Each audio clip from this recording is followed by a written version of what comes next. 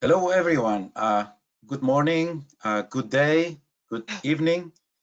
Being in different parts of the world, we would like to welcome you to this second episode of the MCC, of the Maintenance Cost Conference, that will be featuring adapting to new circumstances. And we'll be talking about transporting cargo in the passenger cabin, aircraft disinfection, and fuel testing and the use of Biocide. Just for all of you, this session is going to be is recorded and will be available to all of you who have registered. Your microphone is automatically muted. There will be some polls after the presentation, so asking you on how you respond to certain conditions. And then please use the Q&A feature on the right side of your screen to submit questions to the panelists. So today we have with us our antitrust counsel, our lawyer who has been working with us, Daniel Canter. The competition law guidelines apply as in all IATA webinars and conferences. And Daniel will be screening the questions and then we'll passing them on to the panelists for response.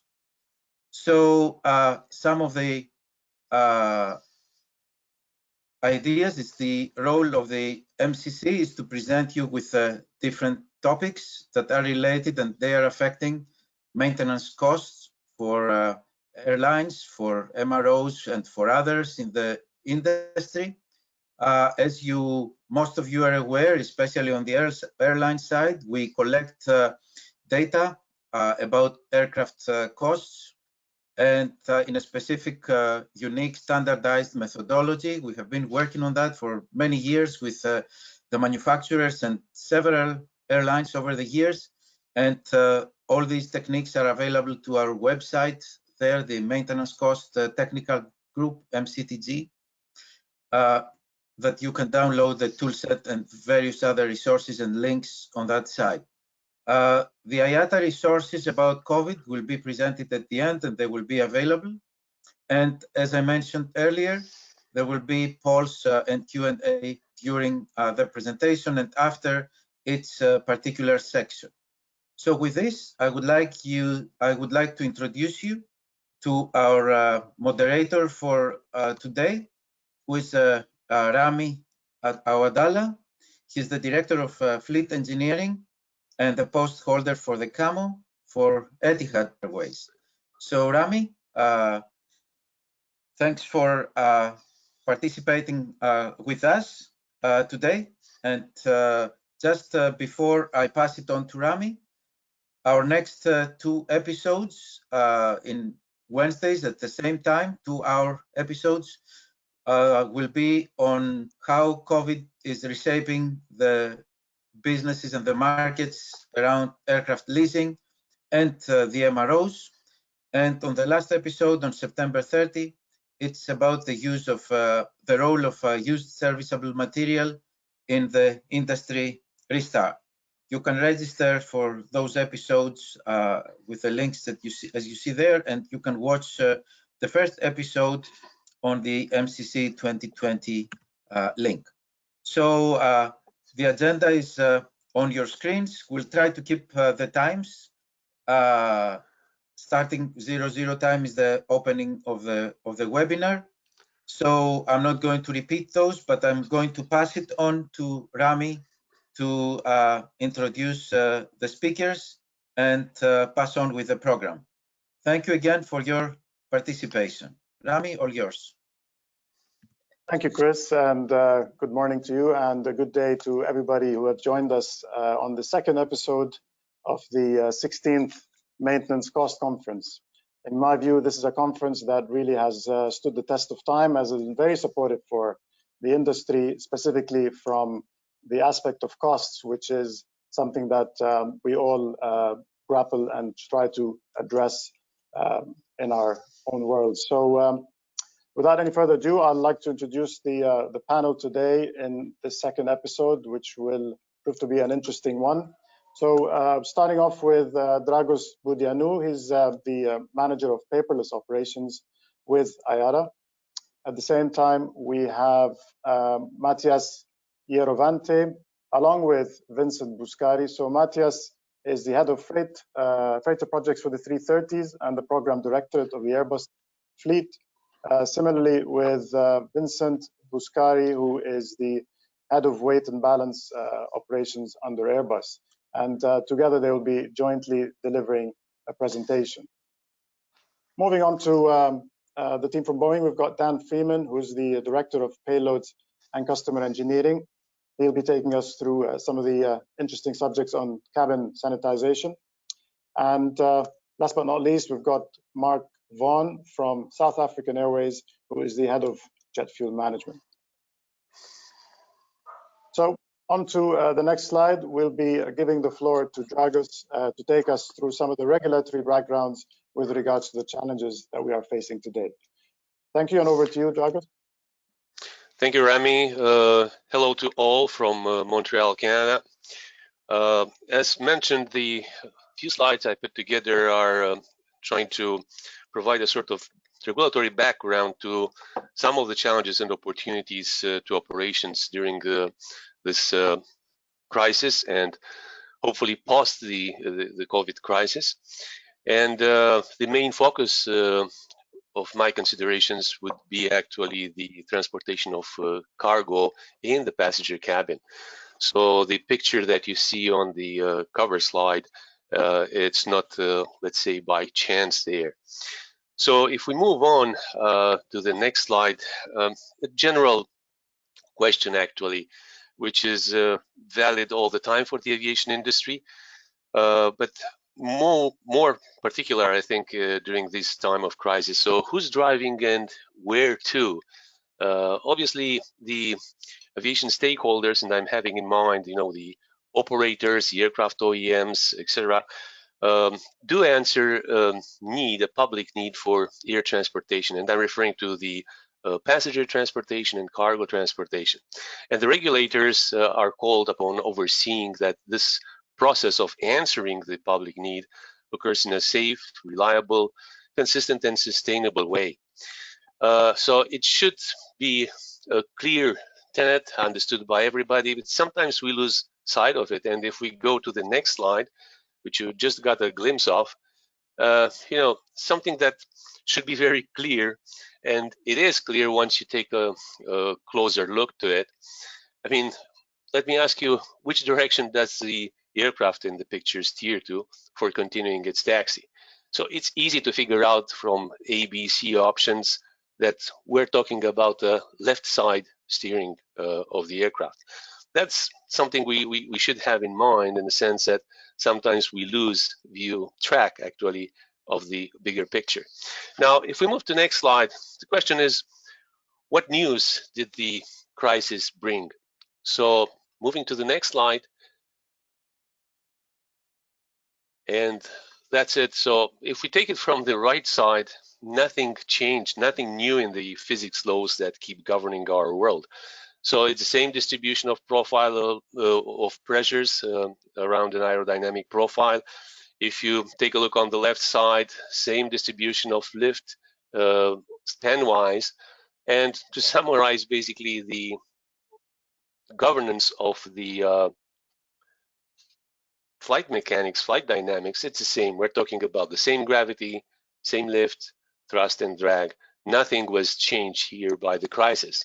Well, the answer, nothing, doesn't stand to the check of reality, because if we move to the next slide, you'll see something that reminds you of the gruesome days that we are going through in terms of aviation operations. So we're talking about 2/3 of the worldwide fleet grounded in the end of April. That was the statistics, which was the peak of the crisis for us. Empty aircraft, empty airports, very low load factors, especially on the long-haul flying. So the question is, if we're moving to the next slide, what challenges and opportunities do we have in this context? Well, the worldwide fleet usage is one item. I mean, the aircraft are going through a fly, park status, store status, and hopefully back to flying. And the idea is to optimize the decisions and the procedures, business-wise, technical, operation, regulatory, that are brought by this cycle that the aircraft are going to. And one item that we're going to discuss more in detail is this fleet repurposing and sort of operation rescoping. And namely, what I have in mind, it's the cargo transportation needs versus feasibility. And we're going to see in that context that we're trying to bring in cargo transportation in the passenger compartment. There are a lot of issues with this, so the feasibility is a big factor. The needs are not questioned because it's interesting to notice that around half of the transportation of the cargo, so the cargo lift capacity, was coming from the passenger aircraft, basically belly cargo. And the moment that the passenger fleet was grounded in large numbers, we lost a lot of cargo lift capacity. So basically, we ended with not having enough cargo dedicated aircraft. So the cargo fleet is struggling to basically answer the needs of transportation of cargo. And just as a matter of statistics, we heard from cargo operators, pure cargo operators, that they are flying around 20% more than they were flying at the same time last year.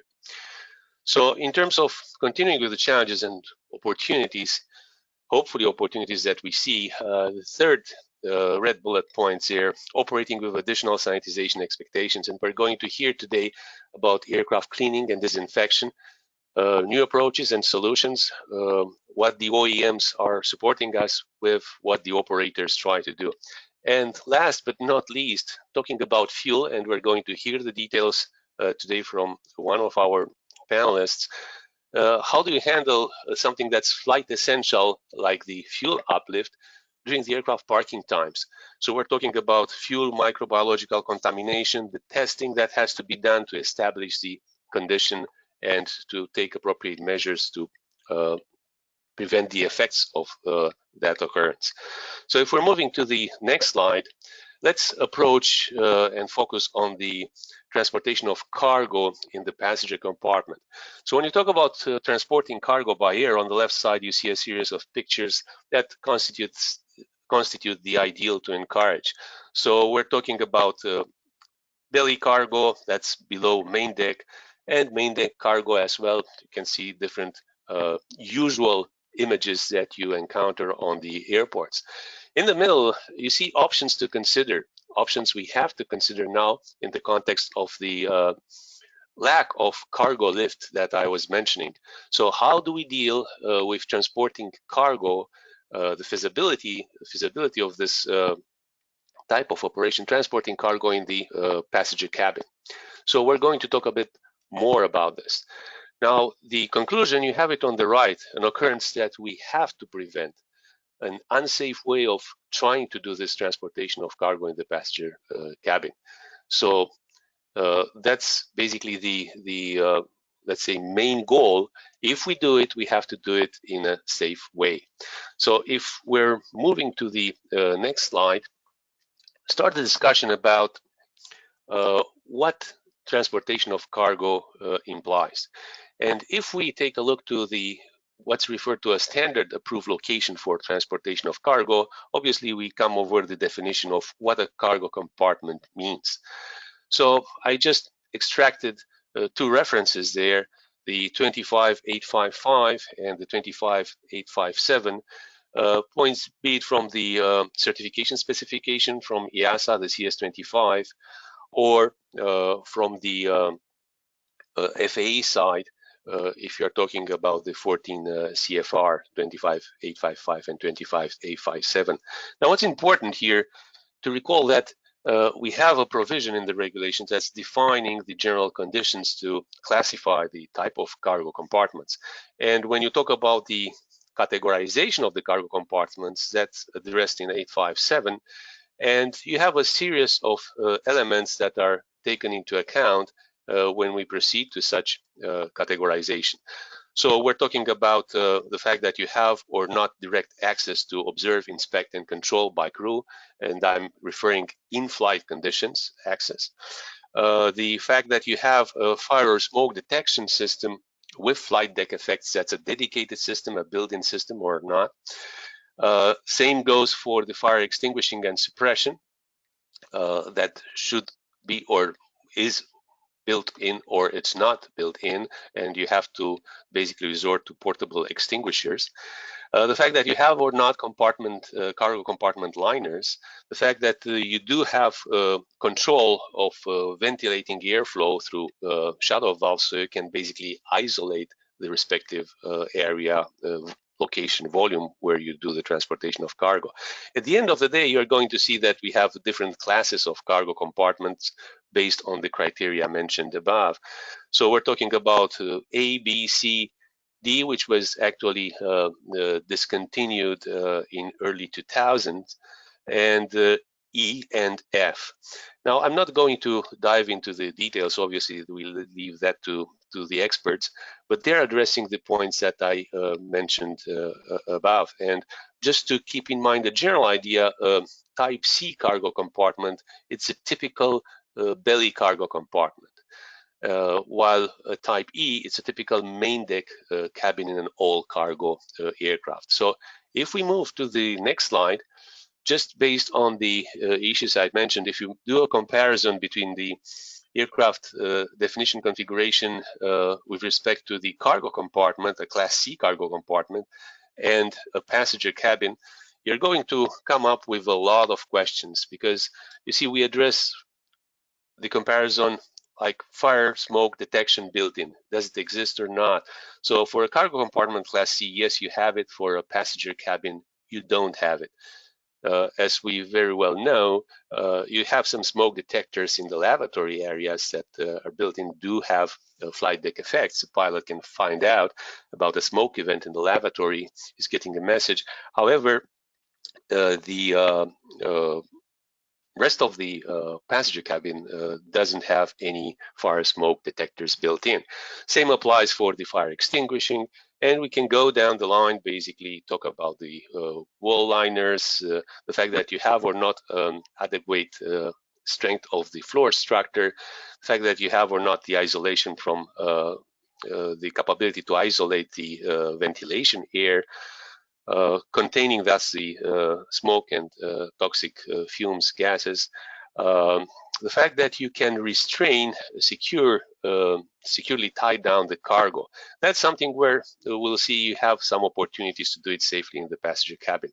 But obviously you have those in the Class C cargo compartment. If we move to the next slide, that's summarizing basically the type of scenarios under which we may have transportation of cargo configuration, eligible configuration. If we look on the upper side there, you're going to see the first line, the titles, the cargo type, the passenger cabin, and the cargo compartment. And then we split basically in the scenarios where you carry cargo in the overhead bin, cabin closet, and the passenger cabin, under the seat, on the seats, with two possible subcategories, let's call it like that, and then the restraint to seat on tracks, or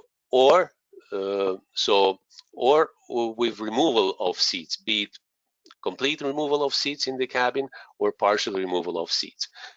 And the type of cargo transportation that we're looking for, obviously, first of all, what was brought up by the crisis context here, it's the fact that we have or not that type of essential cargo, like humanitarian supplies, medical, and essential equipment in general. Now, when we could talk about general cargo and or mail, and we're going to discuss a bit in more detail this mail issue. Dangerous goods, and dangerous goods, you know, you have two categories: dangerous goods, let's call them general dangerous goods, and cargo aircraft only dangerous goods. So if you're looking to this matrix, let's focus first of all on the green tick marks. So starting from the right side, in a cargo compartment on the right side column, you have no restrictions when it comes to transportation of cargo in a cargo compartment. There are some restrictions. There's a note entered there with respect to dangerous goods. So operator has to be approved. to transport dangerous goods, and some of the dangerous goods are approved only to go into a Class C cargo compartment. In the right lower corner, you observe the note. Now, what happens when you try to approach the passenger cabin? And here we're talking about many areas. First of all, the green check marks. When you want to do it in the overhead bin, in a cabinet, in a closet, there's no issue with that, basically. So you can do it as long as we're talking about that essential cargo or general cargo. And I leave the male subject aside for the moment. If you do it under seat with the appropriate restraint of movement of the cargo, again, it's something typical. It's an image that you see a lot when you travel by air, that passengers are locating their carry-on luggage in the overhead bins or under the seats. Now, if we go to the red no-go area, the red X's, dangerous goods do not go in the passenger cabin. There's no way that's going to be approved. We don't want to see dangerous goods of any type in the passenger cabin. And what we're left with, it's the middle of the matrix. So transportation of cargo on the seats, you can do it always. You need for that the NAA approval. And we're going to talk a bit about the approval for on the next slide. What does approval entail, basically? We're talking about design holder approval, so approval from the design perspective, but also approval from the operational perspective. So as long as you want to do it with cargo installed on the seats, you have the option to use approved seat bags, and that's no novelty.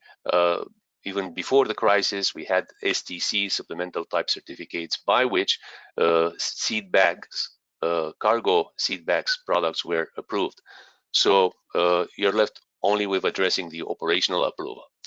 Now, when it comes to, we go back to the previous slide, please, for a sec. When it comes to restraining the cargo on the seats without having seat bags, that's a different issue, and obviously a completely different issue when you have to remove seats. The approval becomes more complicated. Let's move to the next slide to draw some conclusions here. So number one would be that we have a limited flexibility if no NAA approval is involved. That would mean business as usual. You've seen we are using the overhead bins, we're using the underseat capability. And just as a matter of information, for an aircraft like the A320 family, so a single aisle, we're talking about around 4,000 kilograms of cargo that could be transported only by using those standard approved locations. And if you're talking about dual AL aircraft, we're going to talk maybe to the tune of 10,000 kilograms of cargo that can be transported only by using the overhead bin and underseat. Now, if it comes to the approval must be obtained, I mentioned, in two areas, the design approval and the operation approval. So design, part of the design approval holder, ideally a TC holder, but it could be an STC holder, etc. And operation-wise, it's the responsibility of the airline. There's always the exemption availability, and we're going to talk about that. Presently, what happens, a lot of airlines do attempt this type of operation under exemptions granted by authorities. The shortcoming of the exemption, it's something temporary, limited in time, and it's not a way to approach in a sustainable fashion this kind of business, if a business case would exist once we emerge from the crisis. What's very important, and I underline, the operator's risk assessment. So any move towards attempting to transport cargo in the passenger compartment has to be substantiated by an operator risk assessment. And that's a very detailed process. We're going to mention a few pointers to that. And emerging from the operator risk assessment and maybe attached to the exemption that I mentioned, or any kind of approval coming from the authority, there's a long list of specific risk mitigation measures that must be implemented by the operator when attempting to fly in the that type of configuration, transporting cargo in the passenger compartment. If we move to the next slide, just to give you a few examples of what major authorities around the world are doing. So on the next slide, you have mentioned the EASA, FAA, and Transport Canada. And just a few pointers there. For example, under EASA, the fleets are, different operators are obtaining the approval of their national authorities under an exemption, mainly the particular that's referring to the Article 71(1) of the basic regulation. And as mentioned, that exemption, the provision, the flexibilities offered by that article have a limited time of application. We're talking about an 8 months duration, unless you employ basically additional means which imply an European Commission approval, etc. Things are getting very complicated. So that exemption expires within 8 months. That's a basic idea. Now, there is a proposed text from EASA right now, and the comment period expires 28th of September, I think, the deviation from the provision that you have in the regulation. What's interesting in that proposed text, it's a quantitative assessment of the risk exposure. So you'll see it came out with, you're allowed to eventually use that deviation if it will get adopted up to 2,000 flight hours, but before 31st of December next year. So whichever comes first, it will be the end of the deviation as it stands right now. And the last mention, we have STCs approved by EASA in terms of cargo seat bags. If we move on to the FAA column, we have two exemptions basically, and you have the numbers mentioned there. The first one, the 18561, basically addresses transportation of cargo installed on the seats, while the 18584 addresses the transportation of cargo with seats removed. Very long list of issues to address in both cases. And it's interesting to mention that under the 61 exemption, you basically can carry also mail on board. Under the 84 exemption, mail carriage, it's not allowed. The mail subject, as I said, it's an interesting one, and it doesn't seem to be a complete agreement. There are different arguments supporting one approach or the next. About Transport Canada, you have mentioned there an exemption given through a civil aviation safety alert, exemption that was extended up to July next year. And there are existing approved supplemental type certificates limited to certain aircraft serial numbers. So if we move to next slide, I try to give you a few links on the, I think it's the last slide of my presentation, to the documents that were mentioned along the presentation.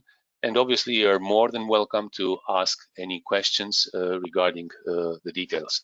So I think that would be on my side.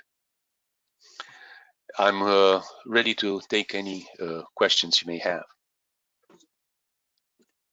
Okay, excellent. And thank you, Dragos, for your presentation. It always feels like a maze to run through regulations and understand it, but you've done a great job in terms of clarifying some of these regulations and to what extent we can get these exemptions to carry on. So what we'll do is we would carry on with the next presentation because it is also associated with the carriage of cargo in passenger compartments. And what we'll do is we will group the questions toward the end of that second session and base it focused on the carriage of cargo from the regulatory and from the production or the manufacturer side. So just as a reminder to everyone on the webinar today that you can post your questions on the Q&A feature in your webinar screen. So please feel free to post some questions. And moving on to Airbus's presentation with Matthias and Vincent. Thank you, and over to you guys. Hello to everybody. This is Matthias Ierovante. I'm a part of the SP30 program team, and I was in charge of leading these subjects that we are going to now to present. we would like to give you a short overview about what we have done on Airbus side in order to cope with the COVID situation and the cargo transportation in the cabin. So on the first slide, just a brief overview, and many of these things were said before in the presentation materials before. COVID situation since March, where have we been? 70% of the fleet was grounded. I think we know that, of the passenger aircraft fleet, massively affecting, of course, the capacity of carrying cargo in bellies. At the same time, we saw that humanitarian and general cargo transportation flights, the demands increased massively for this type of transportation, in particular masks, medical stuff, and so on. Therefore, air cargo traffic was increasing. Freighters were used very well during this period, but nevertheless, the operators in general faced a lack of cargo capacity in their aircraft. So what we have done on Airbus side, we tried to help the operators to redeploy passenger aircraft that were grounded to cargo operation and to try to optimize and help them to a maximum to carry cargo as efficient as possible in the passenger aircraft. So during this period, the operators, we faced a lot of questions from operators asking for guidance from on Airbus side in order to help them to cope with the situation as efficient as possible. So on our side, we faced a lot of tech requests asking for technical data or operational guidance. What we have done, we checked in which areas these demands came from, and we saw quite soon that most of the demands were linked to the AC-30, AC-50 fleet. So aircraft that were deemed to be staying on ground longer than the single aisle aircraft. So there were more requests for help on the wide body fleet compared to the single aisle. And this is why we focused with our solution first of all on these two aircraft types. So what we have done, we created a task force. I was leading the task force on Airbus side together with Vincent on the customer services team and plenty of contributors on the cargo specialist side. We launched the task force in March and tried to find ways to help as good as possible our operators. So if you go to the next slide, what does that mean? The first thing, and that was mentioned before, the easiest thing that you can do when you want to use a passenger aircraft for carrying cargo is to use the available storage space that the passenger aircraft has. So from the first day on in March on, where we faced the request, we tried to, we provided operators information transmissions, OITs, an easy in-service information letters, providing all technical information or maximum of technical information to facilitate and guide the operators to do this type of transportation using a passenger aircraft, using the space already available for cargo transportation in a passenger aircraft, overhead bins, under seat space, and so on. So these are the two documents, first set of guidance, and this was based on a draft IATA guidelines that we had available when we started discussion with the other. In the next step, and as there was a further evolution of the IATA guidelines, with whom we closely worked, of course, we saw that there were more demands for cargo transportation on the seats and cargo transportation on the floor. So means after seat removal. With the evolution of the IATA guidelines, we provided the second batch of information, technical information, floor interface data, capacity data, data for seats, for example, what can I put on the seats? How should I strap cargo on the seats, knowing that this is very specific and can be different from seat to seat. So for all of this technical data and support and operational support we provided, this was done via or under the exemption process and complying to the requirements of the other. As a next step, so that was technical data and that we provided via tech request as an answer to the operators.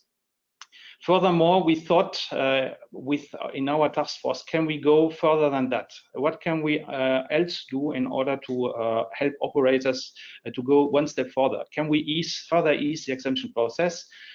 So yes, we have done that. So we thought about providing a fully certified Airbus service bulletin. which was deemed to be more challenging as we thought at the beginning. So, but nevertheless, since September 2020, we have a service bulletin that is available. That is, of course, still under the rules of the exemption process. So Vincent will further explain on the next pages what that means. The driver for the solution for the service bulletin were safety. It was mentioned before. There were a lot of different ways how airlines under the exemption process carried cargo in the cabin. And what we want to do is we wanted to put priority on safety, of course. What does that mean? Walkways, emergency aisles or cabin inspection aisles, sufficient space for potential fire or for fire extinguishing, and all these things. Weight control was important. It's linked to safe operation of the aircraft. We wanted to come up with something quick. So we have done that. It took us around about 4 months to issue the service bulletin, to certify the service bulletin. So quick change solution, not a significant change of the aircraft itself. So means lowest level of changes in the cabin after removal of seats. We thought that to be quick, we cannot afford to develop specific kits or system installations, specific cargo units. So we thought that it was mandatory to use equipment that is existing on the market. Voila. So I would like, all these were the objectives to be quick. We have a service bulletin today available, partially covered by an exception process. And I would like to hand over to Vincent, who will explain to you what that means in detail, what the content of the ESB is. Thank you, Matthias. If you can move to the next slide, please.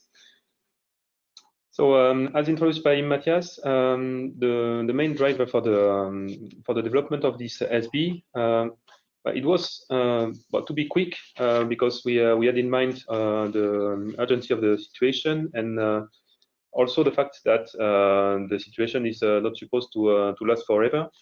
So we wanted to have something quick and easy to put in place, and also not expensive as much as possible. So what we try to find is a solution using standard equipment that airlines may already have on the ground and that they could reuse for that purpose. Something that could ease the use of the cabin for transporting cargo. As already presented, solutions for transporting cargo in the cabin could be the use of already approved locations, or looking furthermore, loading cargo onto the seats. But this is maybe not the most suitable because it's not easy to load seats and to attach cargo to the seats, and it also presents a risk of damaging the seats. And knowing that the aircraft is supposed to come back to passenger operations in some months, it's a problem. So the solution we worked on was supposed to minimize the cabin tear and wear, to ease the loading of the cargo in the cabin. And about the cargo we put in the cabin, we thought that most important was to try to maximize the volume. I said also this, we were not thinking about transforming a passenger aircraft into a freighter aircraft, but using what a passenger aircraft can already offer. So with the strength of the floor that we can have on the passenger aircraft. So working on the weight is not the purpose. It's more about offering more volume for transporting cargo.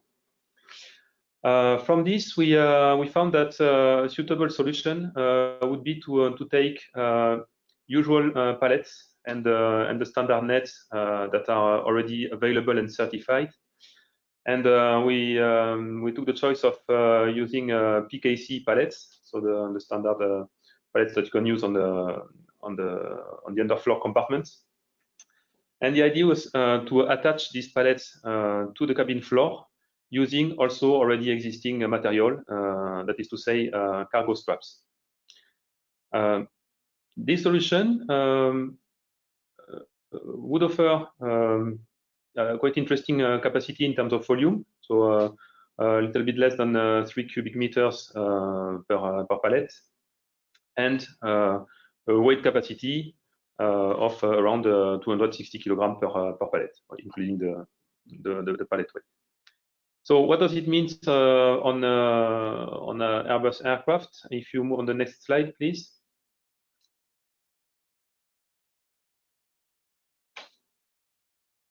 Thank you. Here I have a small short comparison of what can be achieved with the kind of solution compared to what could be done using the seats. As you can see on a 330 or on a 350 aircraft, the capacity of installing such pallets is about 20-26 pallets on these aircraft, depending on the size of the cabin and this would offer slightly higher volume capacity than using the seats. You can see around 54 cubic meters on the 330-300 compared to 47 cubic meters that could be done putting the cargo directly on the seats. On 350, 70 cubic meters compared to 55. So that offers a better volume capacity. On the contrary, you can see that in terms of weights, it's not better weight solution as it is more limited. But as said, we believe that the interest here is to ease the loading of the aircraft, minimize the risk of damage, and improve the volume capacity. Matthias told us that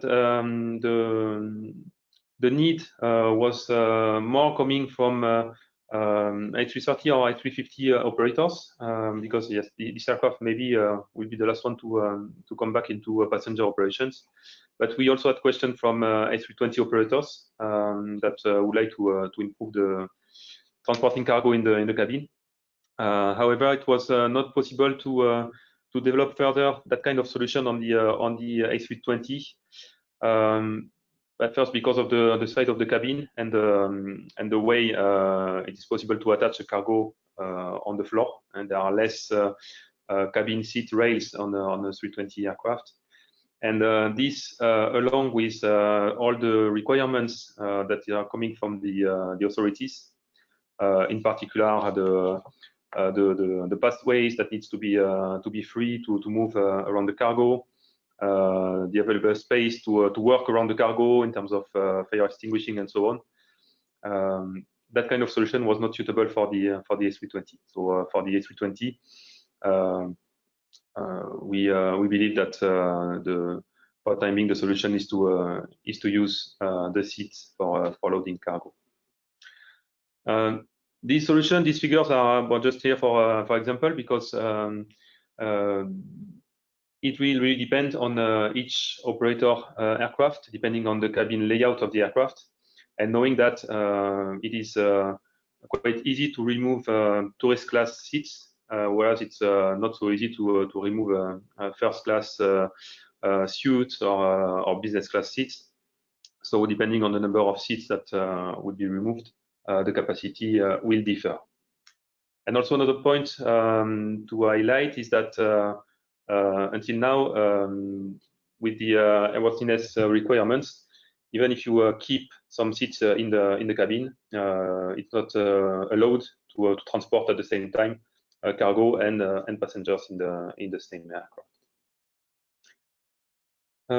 Okay, if we move on to the next slide, I would like to talk a bit about the airworthiness aspect of these solutions, and in particular for the maintenance aspect. It was also shown on the previous presentation that depending on the solution, like transporting cargo in the already approved locations like the overhead bins, this can be done from now on. But transporting cargo on seats or on the floor is not part of the certification of the aircraft, and this require either further certification or some exemption coming from the national airworthiness authorities. So basically, what we have to do is to change the aircraft cabin by removing the seats, defining and installing a restraint system for the cargo, adapting the firefighting equipments or the oxygen system as well. And then we need to think about returning the cabin to its original state when the passenger flights will come back. A solution with cargo on seats. For this, there is a part using cabin seat bags. There is no certification, so everything needs to be agreed with the national authority under the exemption process. So this is a job that each airline has to perform with its local authority and depending on the authority specific demands. For cargo transported on the floor, either you have the same to do, that is to say, discuss with your authority and get exemption for everything, or here we have the let's say advantage of service bulletin. With what we could develop at Airbus, we could demonstrate to the IATA that the system for restraining the cargo on the floor is okay with all the certification aspects. So there is nothing more to demonstrate to your local authority. And we can also clarify how to put the cabin back into its original state. So the service bulletin here will simplify the work for the airline to get its global exemption with its local authority. So DSB does not solve everything, but helps in discussing with the local authority. If we go on to the next slide, I would like to just show you at a glance what is about these service bulletins in 2 or 3 pictures. The service bulletin is not giving you or fixing the exact places of the cargo pallets, because it will depend on your cabin layout. So basically, it will tell you what you have to respect in terms of dimensions on clearance between the cargo and the aircraft lining, the size of the pathways, and all of this, so that it answers to the IATA or FAA requirements.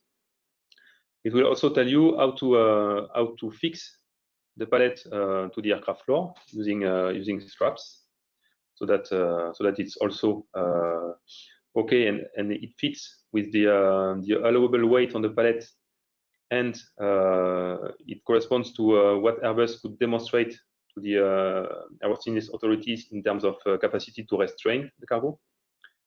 And finally, the DSB, as I just told, it doesn't solve everything. There is still remaining for the operator to discuss with the national authority about the management of the fire, of the smoke, and so on. So coming with DSB, a clear placard in the cabin, that means that you cannot load the cabin unless the other aspect of the exemption has been worked out with the national authority. Then I will let Matthias conclude on this presentation. Yeah, can we go to the next slide? And that is the last one. Airbus achievements. So what do we believe we have achieved? We think that we reacted quite quickly to the COVID crisis and situation. After we faced a lot of requests from the operators, I think we reacted quite quickly. First of all, by organizing a web live, explaining the situation that we are in today, explaining to operators what we understood they need from our side, and explaining and discussing about potential next steps, how Airbus can help in order to support the airlines to a maximum. So we created a task force quickly. We investigate. We work very closely with the authorities, with the IATA, so twice or even more per week we were in exchanges. We followed the evolution of the IATA guidelines. We discussed with them to well understand what IATA requests from the airlines to get the exception process. Based on that, we knew what data we needed to support or provide to the airlines, such as Vincent mentioned, the maximum cargo you can put on the seats without going too much into the specification of the seat. So there is a dossier, standard dossier that we have provided to all operators that requested information. This was available, mainly technical and operational data. Last but not least, we went a step further. Vincent explained the content of the service bulletin. We have a service bulletin today available, and we have operators that have been asking for it, quite a bunch of operators, 40, 30, 50. So this really, this SSB is of course certified. It's still under the exemption, as Vincent explained, but we think it facilitates. It's not optimizing cargo transportation in the cabin. It's not a P2F aircraft. It's not a conversion. We needed to be very quick, and this is why we were focusing, for example, mainly on volume rather than on weight optimization. This is how we achieved the service bulletin as is today. So we mentioned several times it's still under the exemption process. So further investigations, what can we do? Can we go even further, knowing that we are not, we don't want to go for a convertible aircraft, creation of a convertible aircraft. Neither we want to go for a P2F solution. We know. What can we do in order to avoid the exemption process to get a fully validated service bulletin?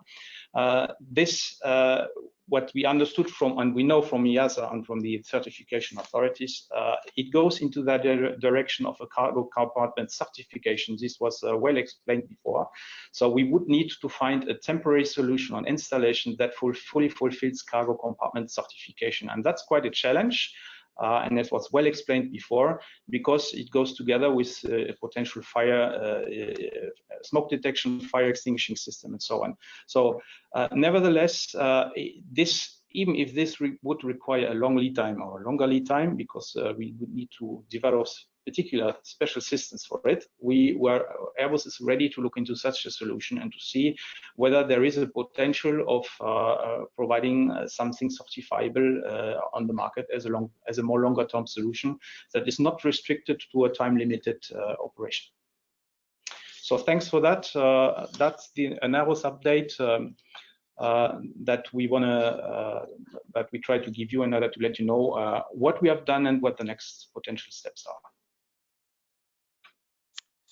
Okay, thank you, Matthias and Vincent. That's been a very informative presentation, and I think a subject that touches a lot of the carriers' challenges these days. And we can see from the questions coming through that, yes, it is a topic of interest. But before we move on to some questions, we would like to look at taking a quick poll on this subject. And I would ask the audience to click on the answers that correspond to the situation that you're in. So the question is your airline transporting cargo in the passenger compartments? And it's a simple question in terms of understanding, the challenge that you are facing and what is the interest in the subject. So I'll give you some time just to plot your answers, and we would look at the results in another half a minute or so.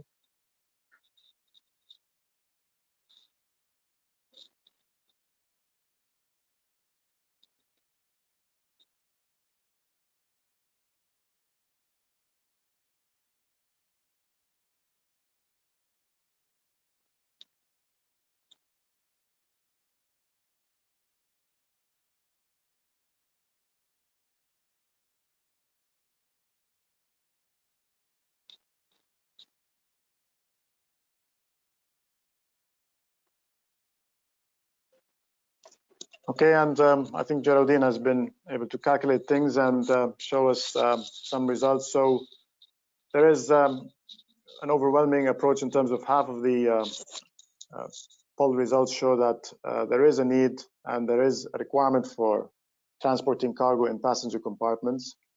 Other carriers probably are sufficient, with about 23% of who's responded with the current underbelly transports.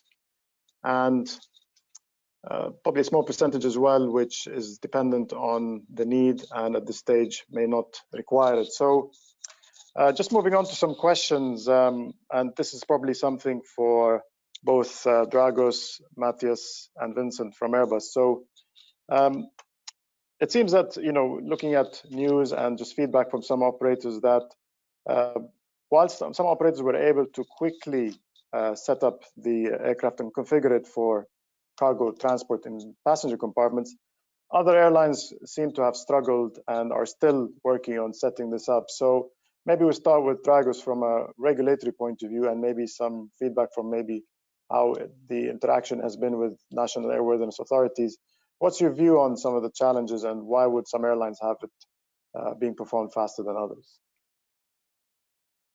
Well, I guess from a combination airline authority perspective, we get a lot of answers. Let's start with the airlines. I've mentioned that the safety risk assessment that an airline has to do is very demanding. And as a result, a lot of operational measures, mitigating measures for the risks that have to be implemented. And the airlines do have different maturity. We have to recognize that. And when I say different maturity, the capability of performing that safety risk assessment, a very robust one that they could bring and defend actually in front of the authorities to obtain the approval, as well the fact that they have to be able to implement the measures. Just to mention, I think Vincent or Matthias mentioned the loading unloading. Remember, we're talking about passenger aircraft at the end of the day. So bringing cargo in to load, bringing cargo out to unload, you have to do it through the passenger doors. You don't have a cargo door on the main deck. So that's a challenging aspect. There are a lot of operational measures you have to implement with respect to loading and unloading in general, the weight and balance, the load instructions report, etc. So many demands. Before you even take off, the moment you take off, you have to ensure that all cargo, actually before taking off, all cargo is appropriately restrained with respect to the solution you adopted, etc. So a challenge would be to be able to have those measures implemented, the operational measures, robust enough. And the same applies in a way with discussion on the authority side, because at the end of the day, you need the approval of the national authority. And not all authorities are as robust. We have to recognize that. You have major ones who are very well experienced. And they are very consistent and can smoothly assess the case-by-case basis and grant those approval. So I think this would be the elements that I would mention in terms of quickness of adopting such kind of operation. That would be on my side. Thank you. Thanks, Dragos. I think it's equally challenging to the airline as much as it is for the airworthiness authorities, as you say, to really make sure that the airline risk assesses it and complies with the requirements. So just moving on to the Airbus team, Matthias and Vincent, what's your views as well? And have you had some feedback from the operators on some of the key challenges with, let's say, adopting this method or incorporating the service bulletin? Of course, we have had a lot of questions, of requests for support in this matter from various parts of the world. And what I can say is that I totally share the analysis of Dragos. That is to say that yes, on one hand, you have the authority, and not all of them have the same understanding of the problem or the same approach of the problem. And also airlines that have the capacity to handle the subject, but also depending on the goal. I mean, airlines that maybe that were able to focus on specific transports, in particular for medical supplies and so on. For them was easier to demonstrate what are the risk related to risks and advantages in saving life and so on of transporting cargo in the cabin, and and could be granted exemption for transport, whereas let's say if you go to your authority and saying that you want to transport cargo, but everything that is possible, it is more difficult to go through the whole risk assessment and convince the authority. I really think that the point here is really in convincing a local body that what you are doing is safe enough, and from one person to another, the vision will be different. So that's from our point of view really what makes it easier for some airlines and more difficult for others. And just to add, and this is one of the reasons why we try to develop an SB using existing material that is available on the airports in order to facilitate the work for the airlines. And this is also the reason why we did not optimize the solution. It's not a maximum of volume that you can carry. We know that. So we try to further facilitate the work on the airline side. Okay, thank you, gentlemen, for the clarity on these points. So there was one question from the attendees today concerning utilizing the aircraft cabin for both the transport of passengers and at the same time configuring a portion of the cabin for use of cargo. And I know, Matthias, you touched on a bit on the future prospects of how this can be engaged, but with the specifics in this example, for instance, on an A330 and carrying passengers, let's say less than 50, would that be something that is possible, and is this something being considered? Maybe Dragos can comment on that. From our point of view, we think it's today it's not possible. You can't mix. The layouts that Vincent was showing some examples of pallets installations, cargo in mainly economy class, because this is where we see the cargo. It's easier to install it. You cannot combine that with the carriage of passengers. Today, that's not possible to carry both at the same time. I don't think that we want to look into such a direction when on our work that we will do to see what we can do further on. But we will consider all options, of course. But I think it will be more than a challenge to make that work with an appropriate level of installations and changes on the aircraft side. It depends on what you want to invest in terms of time and conversion scope, for example, or transformation scope on the aircraft. But I think it will be more than a challenge to do that.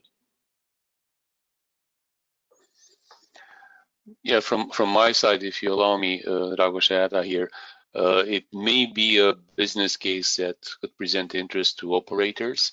However, today, and I emphasize what Matthias mentioned, it's strictly forbidden. There's no mixed operation approved there. So mixing cargo with passenger transportation, it's not allowed. It's one of the strictly enforced requirement from all the authorities granted exemption.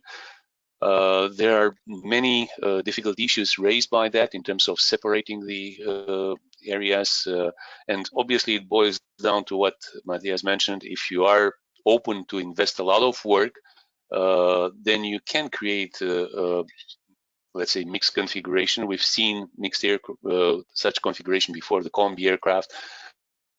However, it's not about a quick conversion here. We will step towards a full conversion if you want, and that's a different story. So we don't exclude it, but we have to be aware of the many difficulties that such a type of operation would involve. Thank you. Okay, thank you, Dragos, Vincent, and Matthias, for your presentations and all your answers. I think we've got a good comprehensive understanding of the regulatory side as much as the implementation. And, I think with the point of mentioning about fleet repurposing, we will come to see how the future holds and how we can obviously adopt and adapt to the future of carrying cargo and passenger compartments. So thank you, and we move on to our next presentation today. We've got with us Dan from Boeing, who will be taking us through the initiatives with regards to aircraft disinfection. So Thank you, Dan, for being today with us, and over to you. Thank you very much. Hello, everybody from around the world. Good morning, good evening, good afternoon. My name is Dan Freeman. I'm the Director for Payloads and Customer Engineering at Boeing. I'm also the engineering leader for the Confident Travel Initiative, which is the efforts that we are undertaking to help our operators and the world return confidence to travel. Confidence really stems from three things with regard to travel. The first is that the travel experience should be safe, and that's both physically safe as well as feeling safe, making sure people feel safe in the travel experience. We need to be sure that the travel experience is predictable and that that there's a compelling destination to go to. And so as the world adapts to the COVID pandemic and destinations start to open up, we really need to address the first two as an industry. And today I'm going to talk about aircraft disinfection, which is the both physically safe and feeling safe while in the airplane. So if you go to the next page, please. So as people find predictability in the travel system, and they also have a compelling destination, they're eager to understand are the surfaces in the cabin safe from transmission of a virus by touch, and is the air in the cabin safe from potential aerosol transmission. And so I'm going to address some of those things as part of this presentation today. I also want to make sure you understand that this is an industry collective work. I chair the ad hoc working group for the ICCAIA response to COVID, and that includes the Airbus, Embraer, Bombardier, ATR, and other airframe manufacturers working together to help provide solutions to the operators, to the governments, and to the rest of the industry around how to address the COVID response to air travel. Next page, please. So protecting the passengers from virus transmission is like having a toolkit with many different types of tools.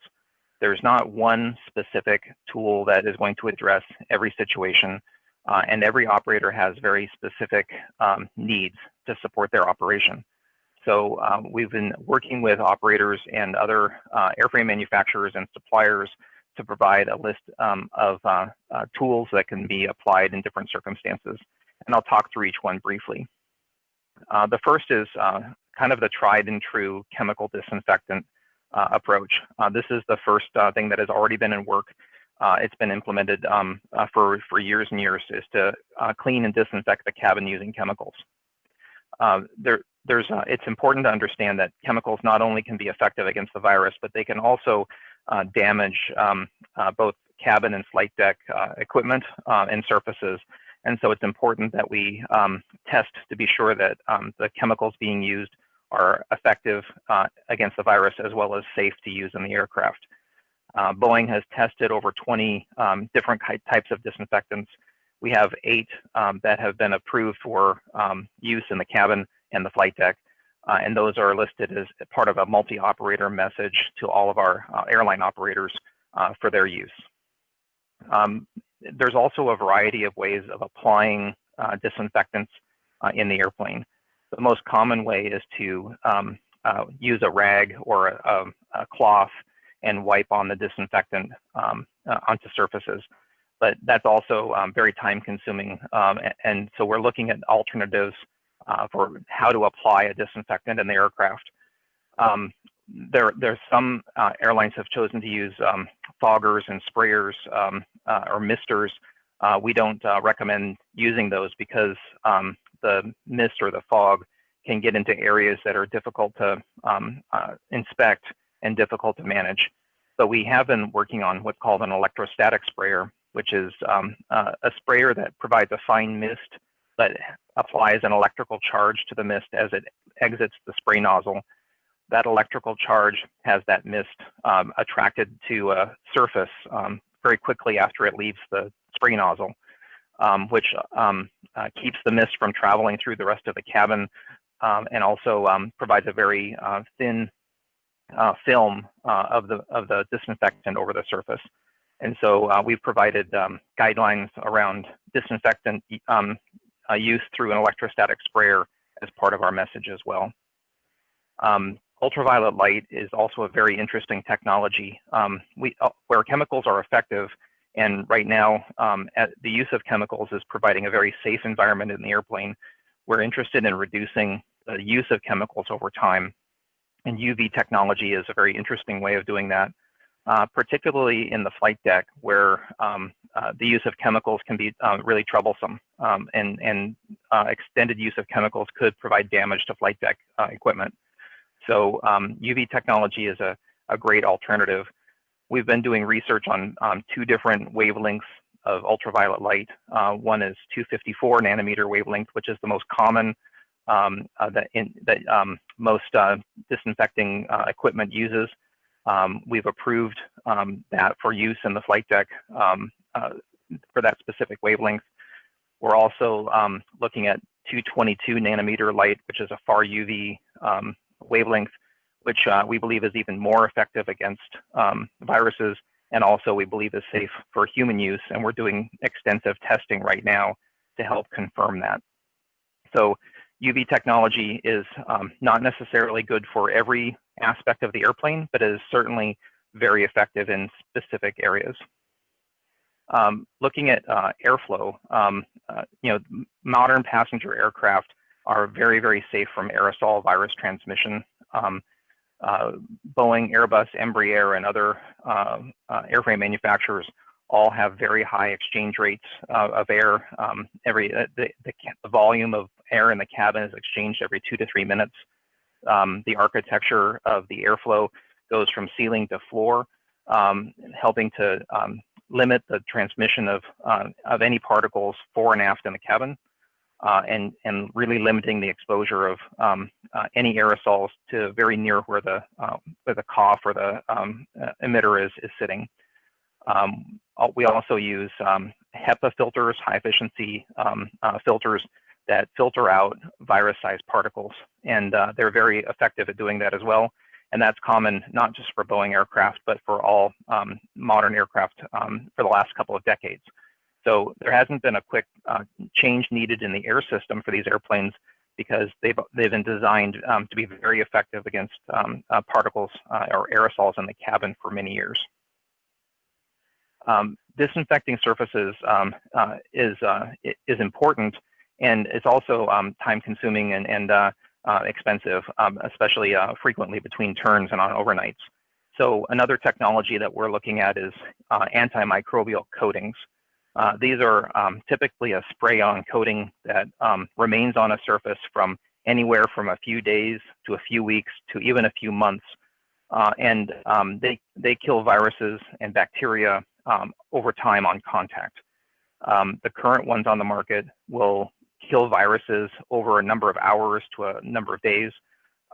They have different efficacies based on their chemistry, and so we've already approved several antimicrobial coatings for use in the cabin, and also we're developing our Boeing coating. Is looking to be very effective, and we're working to make sure that that's both effective through lab testing and available going forward. Now, those are the things that are currently available as part of our multi-operator message, but also we're looking at additional technologies, thermal technology, which is killing viruses with heat. We're working with both universities and other external organizations to validate the time and temperature curve in order to kill viruses with heat. We're looking at ionization technology, which is putting an electrical charge on the air that comes out of the air system to actively kill viruses in the cabin during flight. We're looking at, as I mentioned, a Boeing antiviral coating, as well as developing embedded UV disinfection as part of cabin equipment, laboratories, galleys, and other places. Next page, please. So it's one thing to understand the literature and look at what could be effective, but it's really important for Boeing to make sure that we're absolutely sure that these methods are effective. and we're doing a lot of testing in order to make sure that they are. First, we're doing analysis on the airplane, computational fluid dynamic work with the airflow in the cabin. We're partnering with Airbus and Embraer and others to make sure that we're approaching problems in the same way and making sure that our results are consistent independently. So it's an important part of collaboration. We are looking at particle dispersion analysis and fomite transmission, which is the touch transmission in the cabin. We're also looking in the laboratory. We've done extensive testing over the last several months, looking at material compatibility with disinfectants and technologies, making sure that chemicals aren't causing a flammability risk, making sure that the UV exposure is understood, and making sure that we don't have issues with fluid intrusion into avionics. And then finally, testing on the airplane. We've actually done cough testing in partnership with external organizations, and where we've distributed micron-sized particles in the cabin and tested with sensors where those particles go. We've done live virus testing, which I'll talk about in just a moment. And then we've also validated our ultraviolet light wand prototype that we're working with a third party to commercialize. Next page, please.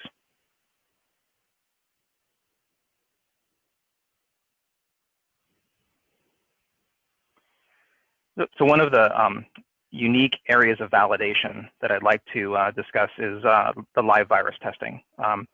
So we've been partnering with the University of Arizona on developing on-airplane validation of our techniques. Our goal is to make sure that everything that we're proposing to our operators is really effective with regard to cleaning products, technologies, and other things against viruses in the cabin. So we've been using what's called MS2, which is a virus that is human safe.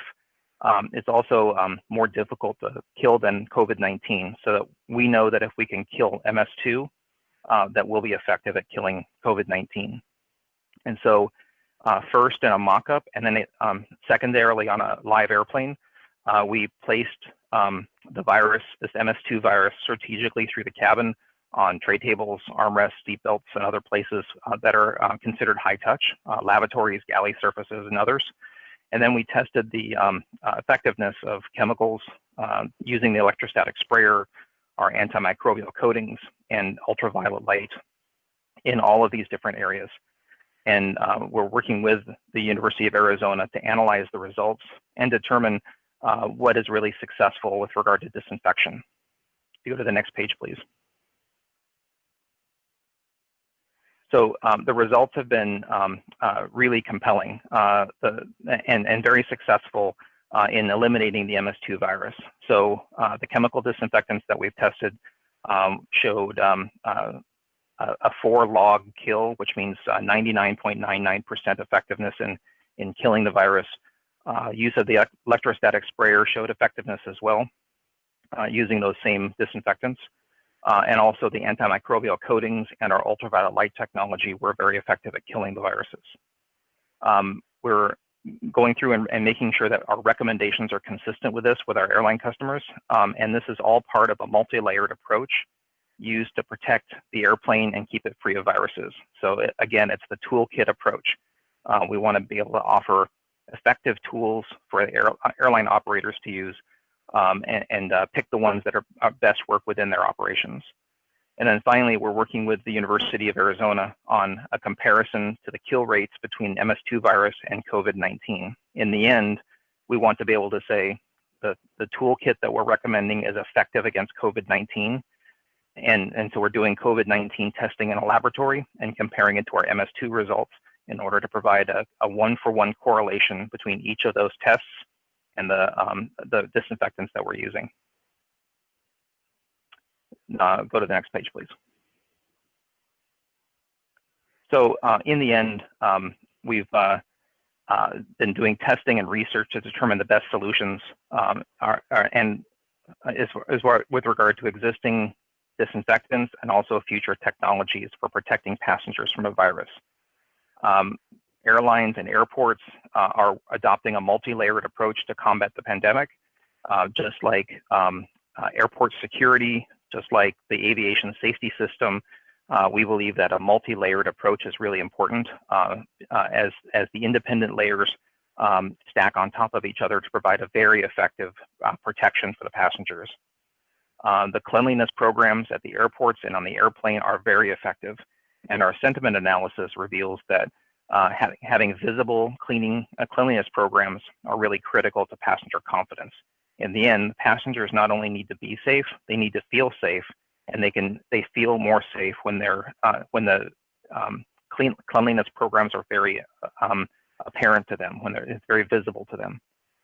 And then we're working with the medical community and openly sharing all of our information. We're developing white papers with all of the details of our analysis and testing.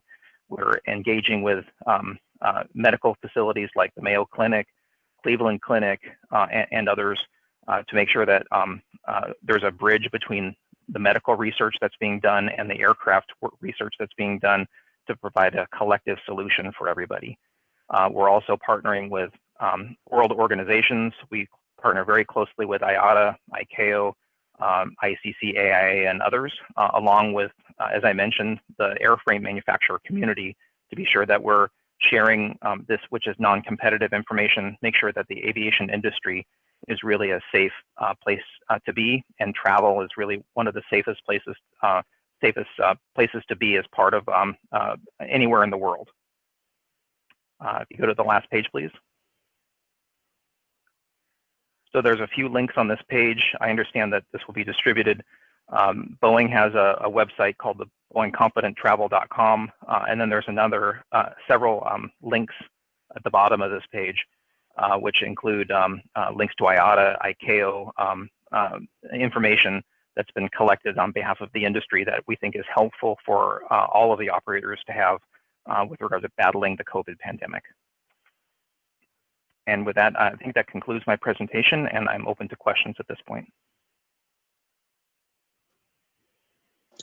Okay, thank you very much, Dan, for the presentation and the advantage of understanding what sort of methodologies are available for us today, but also what is the industry doing about future solutions as well. So before we move on to some of the questions, we've got another poll to go through with regards to understanding what airlines are doing and participants as well. So quick question is your airline using any of the new technologies with regards to disinfection and cleaning? So that would be UV light, electrostatic spraying, surface coating, or fogging.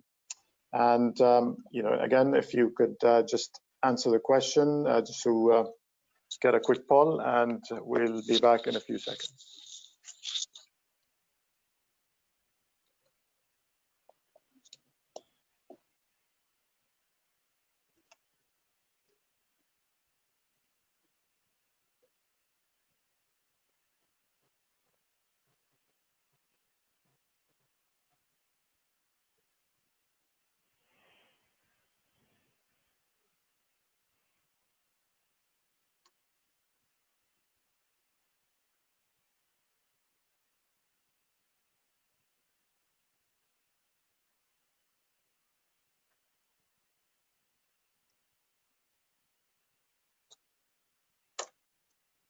Okay, thank you, Geraldine, for processing this. So I guess if you can see the poll results at your screens, there is a certain level of balance between individuals or airlines using some of the new surface coating or methodologies for cleaning the surfaces, whereas others would probably use still the conventional methods. And I think that's a good onwards point to one of the questions with regards to the methods of cleaning. And one question, Dan, that came up is concerning the standards associated with cleaning and the cleaning solutions.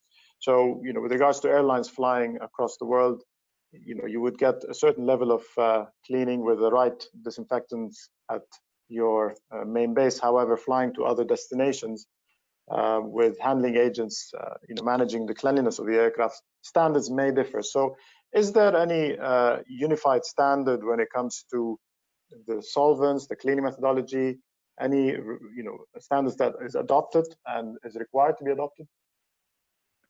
So that's a bit of a complicated question. There are not any world standards that we're aware of. In the U.S., the Environmental Protection Agency, the EPA, provides standards for the effectiveness of disinfectants. And so as we're developing our list for Boeing, we're working from the EPA, the U.S. Environmental Protection Agency list that has been shown, that where these disinfectants have been shown effective against COVID and other viruses. We recognize that that's not a worldwide organization, but it's a good place to start from. Also, the RTCA is currently developing some standards around disinfection techniques and I believe chemicals as well. So it's not been published yet, but it's in work by a wide variety of industry participants. We recognize that not every chemical is available in every part of the world. We try to focus our efforts on widely available chemicals.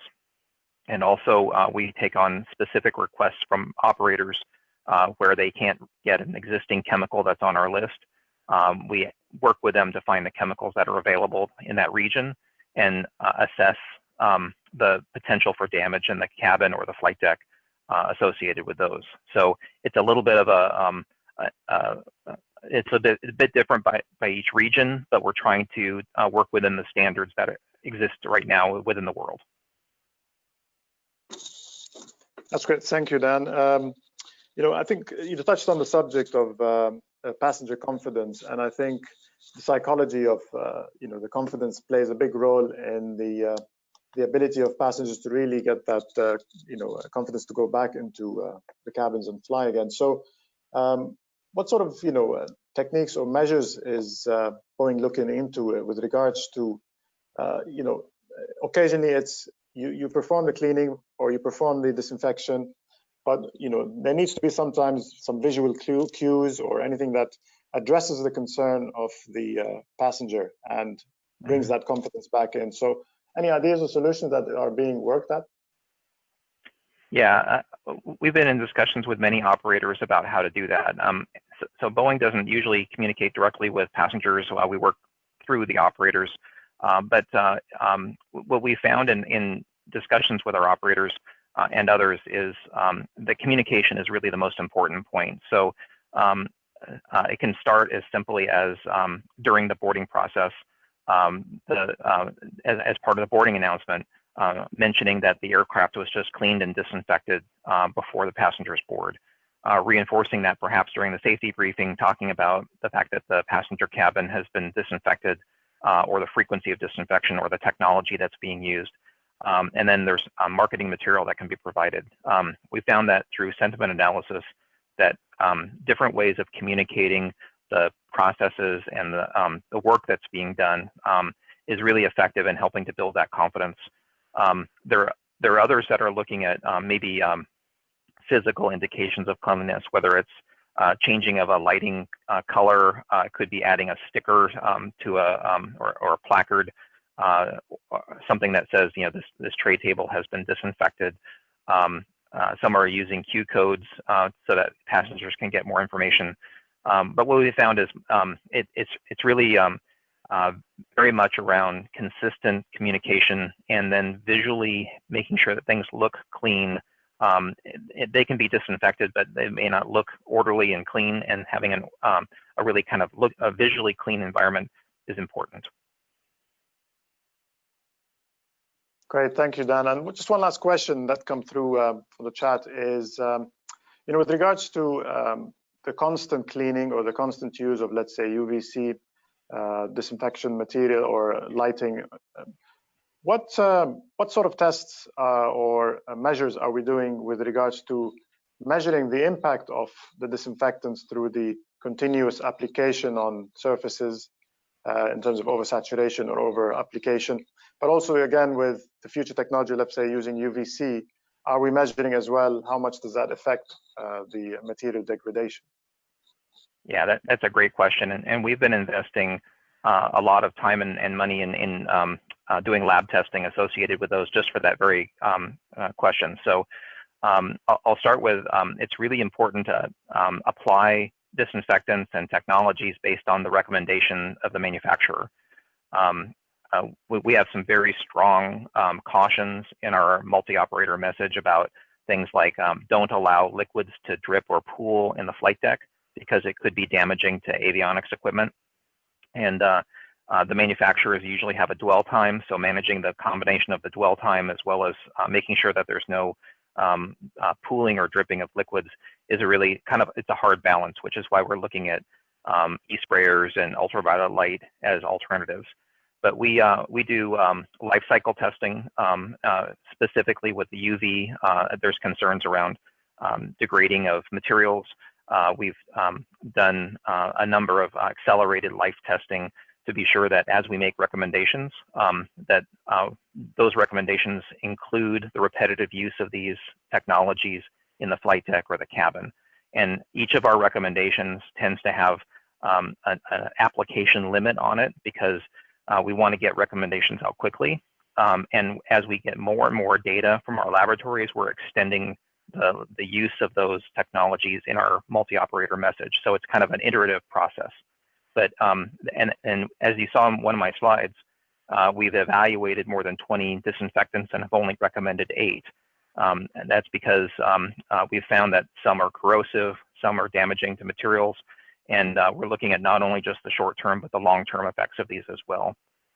It's also important for the operators to understand that as they're using these chemicals or technologies much more than they have in the past, that they should be also looking at increasing inspections to make sure that there's no unintended consequence long-term of these chemicals. Excellent. Well, thank you very much, Dan, for your presentation and your insight. It's been very informative, and look forward to seeing you again. So thank you very much. Thank you. On to the next presentation today, with the last one of today's episode, will be with Mark Vaughan from South African Airways, who will be taking us through some of the challenges with the microbiological treatment and the biocide treatment. So over to you, Mark, and thank you again. Thank you, Rami. Today we're going to be looking at microbial testing and biocide application.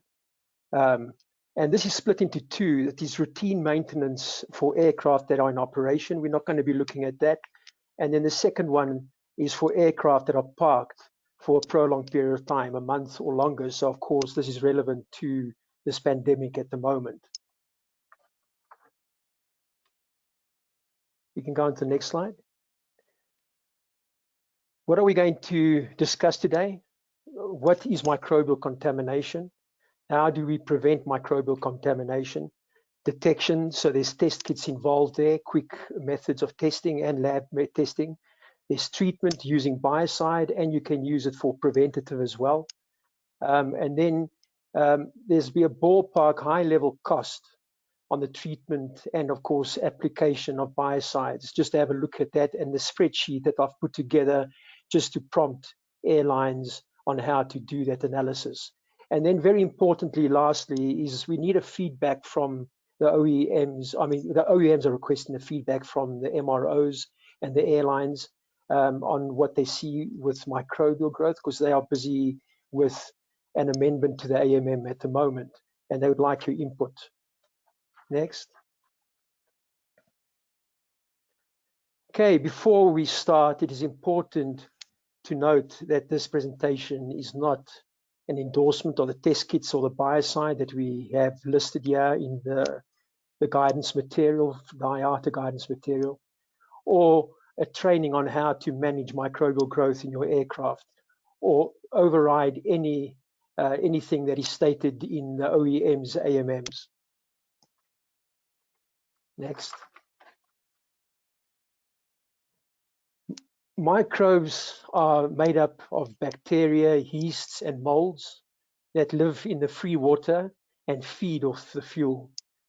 These microbes can cause various issues if left, if you do not drain fuel from your, not fuel, water from your tanks, and can lead to serious issues.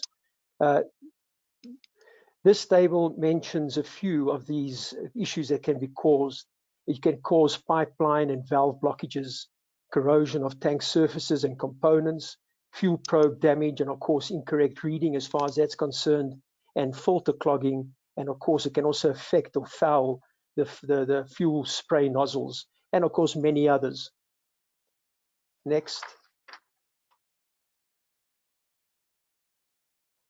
On the bottom center, on the picture that you have on your screen at the moment, on the bottom center, there is a schematic on a fuel tank cross-section, illustrating the fuel in the tank. As you'll see, that yellow part is, and of course, free water that it collects at the bottom of the tank, because water is heavier than fuel. If undrained, this creates an environment for microbes to live, causing biofilm to form on the tank surfaces, and also accumulation of microbial on the interface of the water and the fuel. So in the water, just on the layer between the fuel and the water, as well as microbial spores suspended in the fuel. The top row of photographs show evidence of biofilm and corrosion caused by microbe activity in fuel tanks, in aircraft fuel tanks. Next. Okay, what we have over here, this is a schematic of microbial growth in an aircraft fuel tank. As you can see, it's only a schematic. The sump drain point is not exactly in the right point. You know, being in the aircraft game, that the sumps are normally at the lowest point of the tank to get rid of all that condensed water. But in any case, free water from condensation, this is dissolved water from fuel condensing out of the fuel that you've uplifted as the aircraft fuel cools on ascent to your cruising altitude. And then of course, humid air on the descent that is sucked in or taken in through the fuel tank vents, then also condenses out and then will drop to the bottom of the tank. If this water is not drained through routine sumping, an ideal environment is created for microbial activity. Active microbes growth occurs in pockets of water and on condensate or on films that have condensed on the tank surfaces. Spores from the active growth in the tanks, if it's happening, will disperse in the fuel and colonize other areas where there is water present. This shows the importance of routine sumping. In the slides to follow, I will be dealing with what causes microbes to grow and what you need for that. But on this slide that we have now, when conducting your routine water sumping out of your aircraft, you need to go to the next slide, sorry. Okay, so when you're conducting your sumping, you need to just take cognizance or pay attention to the sample that you've taken. Now, what we have over here, if you have foul smells of the sample that you've taken, or the water that you've drained off has got a brown color, or if there's particulate in the water, if you have lacy foam between the water and the fuel layers, so in the interface between what you have at the bottom of your beaker and the fuel that you've drained out of that sump, if there's a lacy film, and any slimes or sludges, this could indicate microbial growth and the need for testing. But of course, these can also be absent. You can have clear water that you've drained off and still have microbial activity. And that is why there is routine checking to be done as well, even if you don't have this. Next. Parked aircraft that are parked in certain places are more susceptible to microbial contamination and growth. And of course, from that map that you can see over there, the zones that will be at high risk are the tropical zones. That's between the two red lines in the tropics. But of course, it's not limited to that. It's also in high humidity areas, high ambient temperature areas. Next. Okay, now we move on to the microbial growth triangle. So this is what I'd like to take you through. Microbes are present everywhere. They're present in the air, in the fuel, and in the water. Free water from settling, so you got it everywhere. There's microbes present everywhere. So free waters from settling and condensing creates a viable environment for microbes to grow. Microbes consume fuel as their nutrients, which is the other leg of that triangle. Next. So remove the water breaks the triangle and prevents the active growth of microbes. This shows you why sumping of your aircraft tanks is essential. Next.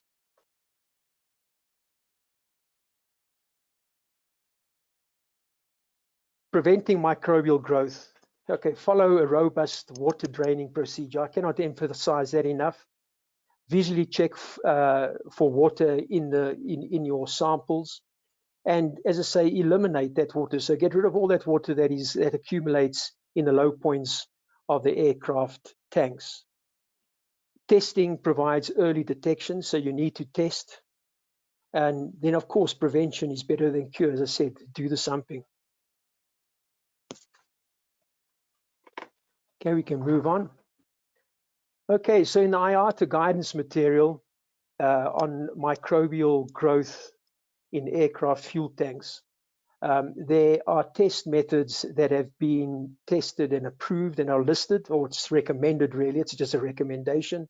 There are many test methods out there. Of course, you as an airline can have a look into those test methods and see if it is applicable or it will work for you, but this is what we have listed. So these two test or quick test methods, essentially, that we have two categories. The one is for the water phase and the other one is for the fuel phase. Now, the fuel phase testing is more common because most of the time when you are sending your samples or taking your samples for testing for microbial activity, it is generally only fuel. And so, of course, the three test methods that are listed in IATA guidance material for quick testing, and it can be done on the line, is fuel stat, and then there is highlight Jet A1 fuel test and microbe monitor 2. Next. Then once you have the problem of microbial growth, you have to treat it. So there is biocides that can be used, or draining of the aircraft, entering the tanks, scrubbing down the surfaces. And so there's different ways of doing it, but by far the more common way is with a biocide. There's two that was mentioned or is approved for aviation use at the moment, which is a Biobor JF, and that's produced by Hammond. And then there is Kathon FP 1.5 by DuPont. And this has been withdrawn from the market, and this stems from two incidents with misapplication and with it being a problem and the manufacturer feeling that they needed to withdraw it from the market. So for all intents and purposes, you can still, it's still in the AMMs of the OEMs. It's still listed there for certain aircraft engine applications. Others it's not allowed. But for this purpose, yeah, we'll be looking at Biobor JF. There are a few airlines that have still got in stock and still using it because it is still in the AMMs. If we can move on, please. Okay, I've been asked to take you through a high-level cost analysis for the testing and treatment of microbial contamination, especially for the parked aircraft. So we're looking at in the parked aircraft context. We're not looking at it for normal operations and scheduled testing and maintain or testing of for microbial growth in the normal routine of aircraft that are flying. These are some of the recommendations. I've gone to the two bigger OEMs and tried to just summarize. There are differences in the AMMs, and they are busy at the moment. The airframe OEMs are working together to try and standardize this. And this is also the reason for us asking for the survey at the end that we'll be sending out after this webinar. But what we're looking at for parked aircraft, the recommendation is to fill tanks while injecting biocide to 10% of the total volume for a aircraft that is going to be parked for longer than a month. Then, of course, testing each tank for microbial contaminations at the start of the park. So you're going to have to do a parking process. So you need to do a sample and a test at the start, and then one after 30 days or at the end of the parking. If no biocide is applied, and while that is there, because there's a recommendation, there are airlines that choose not to apply biocide. And of course, now with the pandemic, and of course, right before the pandemic, Cathon being withdrawn from the market, a lot of airlines, for instance, in Europe that can only use Cathon, they only had that approved in Europe, could not apply biocide. So they had it where they put their aircraft into long-term parking without applying biocide. So in any case, if you don't apply the biocide at the beginning of the parking, you need to test after 15 days or every 15 days thereafter. Next slide. Then we continue with draining any free water from the low points every 15 days. This is applicable to aircraft that have been treated at the start of the parking with biocide. So only every 15 days you need to do a sumping. If biocide was not applied, drain frequency is at the low points is every 7 days. So it is even more frequent. So what I have over there is, you'll see there's a mistake on that slide. That second one is when it is not applied, your draining at the drain low points is every 7 days. Next slide. Okay, then some assumptions that have been made. So when doing this, there is so many differences. And so I thought, okay, let's take a narrow body aircraft. Let's just work with a narrow body aircraft. And of course, your narrow body aircraft have different volume capacity of the tanks. So we decided to work with 2,000 liters, and it could be slightly more, for instance, on an A320 or a 737 -800 or max. It might be the 10% of the total volume might be closer to 3,000 liters. Then, because BioBore JF is the only biocide that is being sold at the moment, I've taken the dose rate for this. This dose rates between biocides, between BioBore and Cathon, for instance, does differ. So you need to have a look at that. Some of them talk about parts per million per mass or and others per volume. So for instance, BioBore JF states that your dosing should be at 207 ppm, 270 at least ppm per mass. And then looking at a narrow body, the amount of test kits that you would need to use would be one for each tank, and typically that would be 5 tanks. So of course 5 test kits. So with that in mind, there is a big variance in the cost of test kits between the different manufacturers and what are you going to be using, and that is quite a big range. But what I've done is I've averaged that, and I can just tell you, and of course the range is also depending on how many you buy, you know, so the quantity that you buy.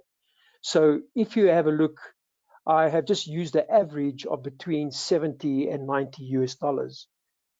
And then biocide to treat also varies depending on the quantity that you're buying. So if you're buying a drum or 8-ounce container with a biocide, varies in price. But what we can work with, which is pretty accurate and I think fair, is about 20 US dollars per treatment, and that is to treat 500 US gallons of fuel. Next. Okay, so what I have here, I've put this together and you'll see X's. So X marks the spot where you would need to perhaps, as an airline, fill in what your costs are. So for instance, I have split it into 2. I've said, okay, the cost analysis for long-term parked aircraft without biocide applied. So if you have a look at that one, you'll see that the cost of the test kit would be applicable. Now, this is without biocide applied at the start, after 15 days, and at the end of the month.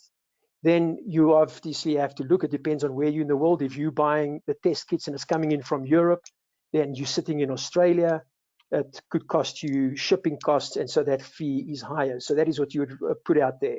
Of course, you're not applying Biocide in this case, so the Biocide cost is not applicable.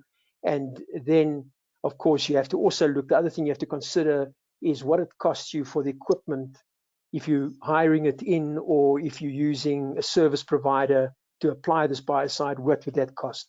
And then, of course, manpower for some trains. You as an airline know what you how long it will take your technician to do the sumping, and what you are paying them per hour. So that is what is that. And then, of course, it runs into a second month and third month and so on, because as you go along, these costs start escalating pretty fast. The cost analysis for long-term parked aircraft with Biocide applied, you have to, for instance, on the test kit side, you have to test at the start and at the end of 30 days, at the end of the month again. So you don't have that one in between, so you save over there. Of course, the application of the Biocide comes into play over here. And then you have manpower for sumping, which is also less regular than if you don't apply Biocide. Now, all I can say from my side is I've run through this with some costs that I have. And in my opinion, as it stands at the moment, it definitely is more cost effective to apply the Biocide at the beginning, and you have less likelihood of, especially as it runs into the second and third month. In the first month, it might be pretty close and even be weighted in favor of not applying Biocide. Then, of course, as I say, as an airline, you might be airlines are different. For instance, my airline has got a Biocide injection cart, so we don't, the only cost that you have is whatever you've negotiated with your fuel supplier to come and provide a service within your technical, or in the technical division. So as I say, this is just a guideline on how to do your own cost analysis as an airline or a MRO. Next slide. What I have over here, and I believe this presentation will be distributed. So there's contact details for the test kit manufacturers that are in this presentation, and of course the Biocide manufacturer as well. Next slide, thanks. Then I'd like to just take you through useful links. Back in June, we had a very, very good seminar on test kits, just after the parking of the aircraft, or at that point where we were looking at aircraft perhaps going back into service. There was a webinar that we conducted where we got these test kit manufacturers to just explain how to use their test kits. They gave a lot of useful information there. So there's a link to go to that webinar. And then the other one that I'd like to point to is the IATA guidance material on microbial contamination in aircraft fuel tanks. We've already on the 5th edition. We are working on the 6th edition, and that will be, there's a lot of new data going in there because of the misapplications in the jet airways situation going into Japan. And of course, we also had the incident in Europe as well, as far as that's concerned. So there's lots of, and also the change with Katon coming out. We've got a working group running at the moment on Biocide injection and a standard with the Energy Institute. So just pointing you to those links. Next slide.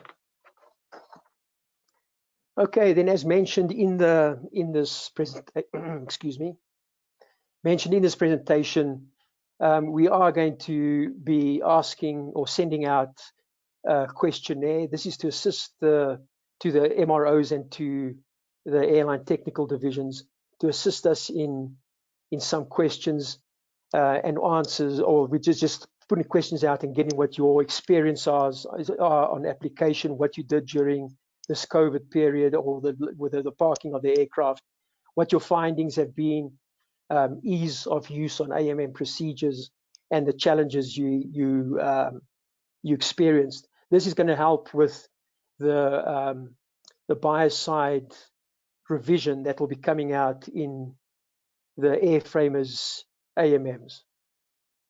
Next slide.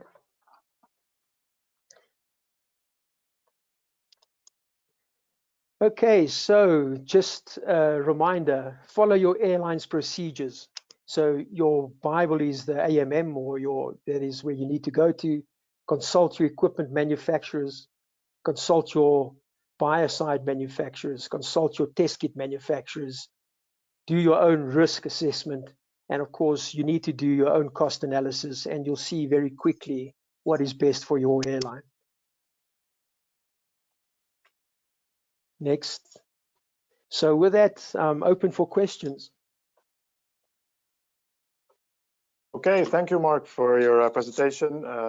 Obviously, a challenging aspect with regards to parked aircraft these days and the contamination with fuel and biocides and how we apply them. So before we move on to some questions, we'll take a quick poll as well, and just to understand the audience today with regards to their methods of controlling microbial.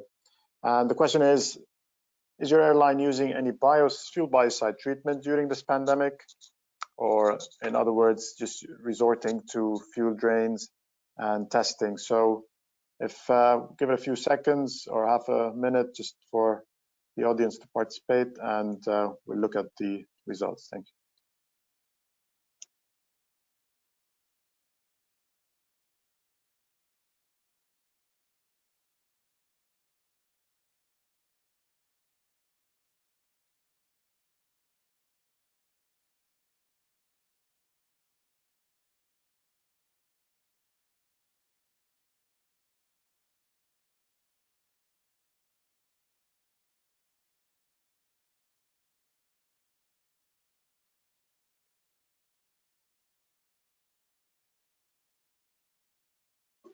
Okay, thank you, Geraldine, for the results.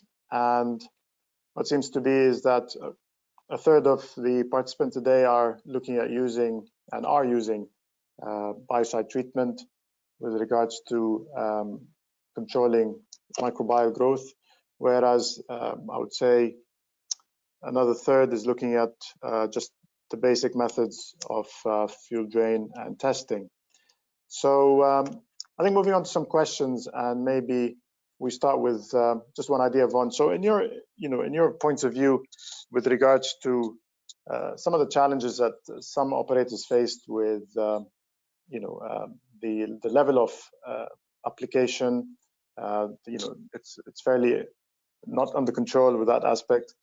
Where do you see the balance is with regards to testing for contamination and sticking to purely fuel draining versus the prevention method of applying biocide? And what sort of recommendation would you see depending on the operator's condition of operation, whether it's mostly parked or stored or a combination of the two?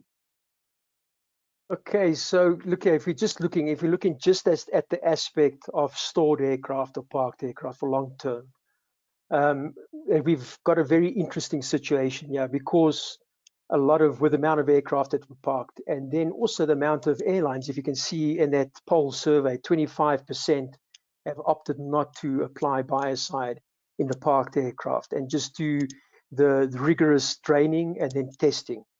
So we're in a very interesting period, and that is why we're asking for the survey, so we can see the experience of MROs and the airlines out there. And I think the OEMs, the airframe OEMs, are very open to what the experience is, and then put something in place in the new revision that will suit everybody and will be the best and safest method to do things. So that is where we are. So I mean, in my opinion, I think it's still the best to apply biocide as it stands at the moment. In a parked aircraft, you don't have to be so labor intensive on training and testing and the expense of the testing. But of course, I know there are challenges on the applying of the biocide, because biocide needs to be applied. The best method to apply it is through a metered cart. So you're using an injection cart to do that at the point of the wing. And of course, this can be expensive as a capital outlay. Then there is another method that is still in the AMMs at the moment, is the pre-mixing in Bowser or refueler. But of course, the right way of that pre-mix needs to be, the biocide needs to be metered into that into that refueler as well, which I don't know if it's done at the moment, because the mixing capability of some biocides can be very, very challenging because of the viscosity of that biocide, and it doesn't mix very easily in fuel. So of course your sheer energy that you need to put into that to mix it is very, very high. So that is why it is recommended that you use injection cards. So with that said, at the moment, if an airline doesn't have the injection equipment, it might be better just to do rigorous sumping, and then of course deal with any bias or any microbial contamination afterwards through draining the aircraft, entering the tanks. And of course you can see the complication with that as well. Well, excellent. Thank you for that, Mark. And I think we're up on time now, and we'd just like to thank you again for your participation today. And wrapping the session today, I just want to take a moment to thank all the presenters today for their time and their sharing of knowledge and insight into some of the matters that are effectively important to us, especially at this phase. And a quick thank you also for Daniel and Geraldine, who were running the session in the background and with smooth sailing and no hiccups. And lastly, from my end, it's been a pleasure to moderate this panel. I've certainly enjoyed it as well, and look forward for episode 3. And from this point, I hand back to Chris. Thank you, Chris. Thank you.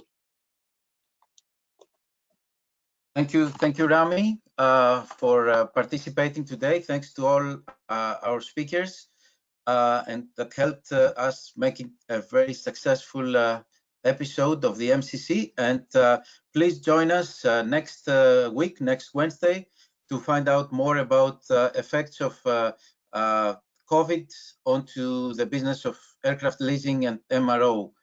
Please send us your questions in advance so we can prepare better to address your needs. Thanks again, and hopefully we'll see you again next Wednesday. Bye-bye.